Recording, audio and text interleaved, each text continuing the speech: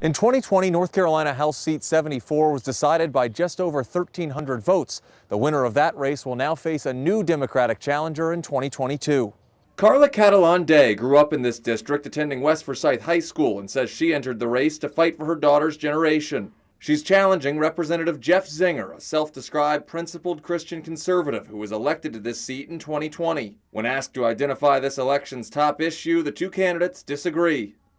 You know, inflation is the #1 issue. I mean, we knock a lot of doors, and I can tell you inflation is issue number 1, 2, and 3. As I've been going around knocking on doors, and I feel like I've talked to just about every single person, expanding health care, that is top priority. So let's take a look at each top issue. Zinger says current inflation numbers are a result of federal policy and is proud of the tax cuts the General Assembly passed. One of the things we can do is continue to make sure that our state economy is as good and as robust as it can be.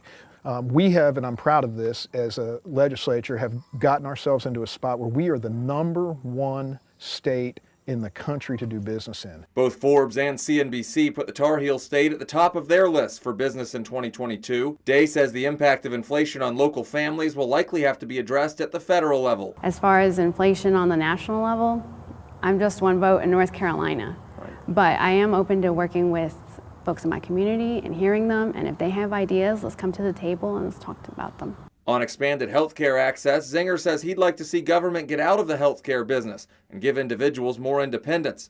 Day says she would vote for Medicaid expansion. So the money is there. We're already paying that. Every time we pay our taxes, that money is going into that pot of money, basically. But we don't have access to it because the votes haven't been cast in the state legislature. Another topic the candidates clash on is abortion access. I am unapologetically in support of a woman's right to make that complex decision. That is something that is only between that person and their doctor, and that's it.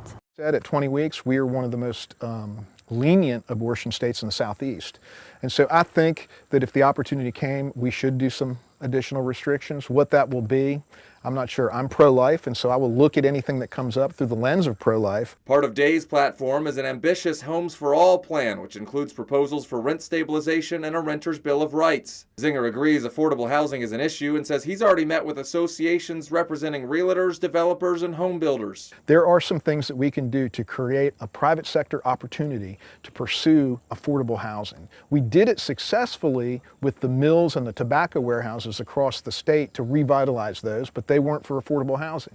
We can do the same thing. Both candidates say they value the hard work of law enforcement. Day is married to a police officer and says police are often stretched too thin. I know a lot of police officers and everybody does a really great job, but we don't have the resources for them. There's not mental health workers, there's not enough social workers, and it's up to the police officer to have to become a social worker, become a marriage counselor. Zinger says he's working on a piece of legislation in Raleigh to showcase his appreciation for those who serve and protect. This bill would allow police officers to buy down their retirement so that they could maybe retire in 26 years or 27 or 28 or 29 instead of the full 30.